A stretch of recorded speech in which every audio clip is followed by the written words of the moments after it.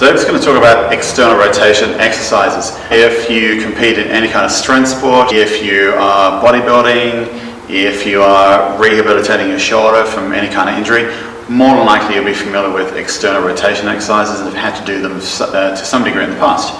So when is external rotation not external rotation? As soon as we come to the midline, that's when the elbow comes away, we start using the rear delt and start getting to sort of supination of the hand, working through extension of the wrist, this kind of action through here, yeah? This is not really targeting your external rotators.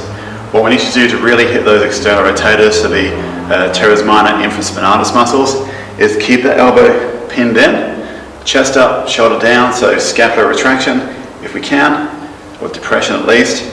And then we're not going to start from here, because this isn't neutral, this is neutral. Okay, so we're looking, instead of here, we're looking about 20 to 30 degrees in.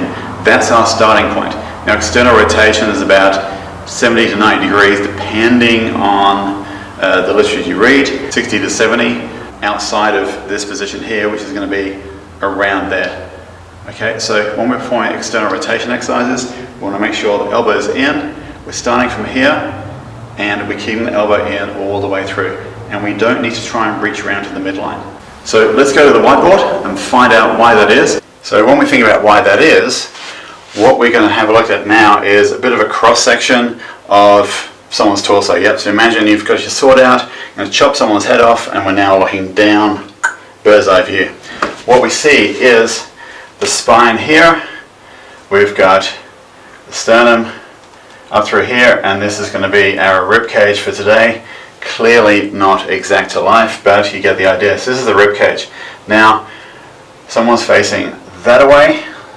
So on the back of the ribs, we've got the scapula here. Okay, so that's our scapula or shoulder blade.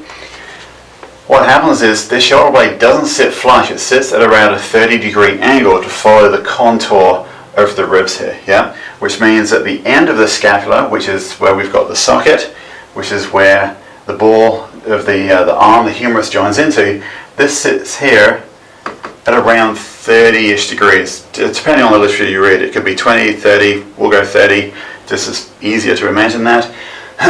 So break everything into thirds. So imagine it's 30 degrees.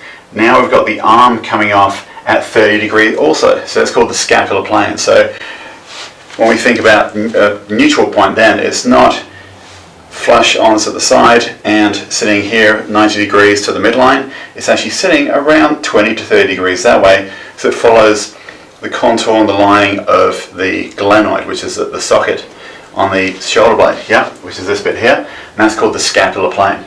So when we think about external internal rotation, then our neutral is actually here, as opposed to where a lot of it, or people might think it is, which is there. Okay, so this is not neutral, that's neutral. So when we go into these external rotation exercises, so that might be our range of rotations that we're working through with our exercises, as opposed to starting here and then trying to work out over to sort of level with the midline there.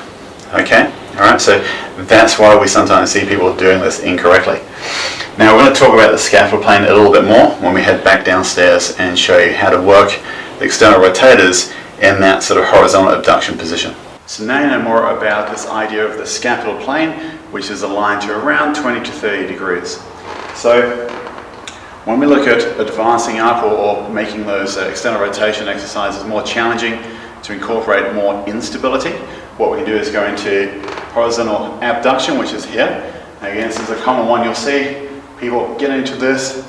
Okay, now, I don't know if you can see on the camera there, but my elbow is pretty much lined up with my shoulder as I go into external rotation. So again, that's a bit of an issue if we're really trying to work on the teres minor infraspinatus, because of the scapular plane, this is a neutral position. The scapular plane means that the elbow's got to come forward around 20 to 30 degrees here.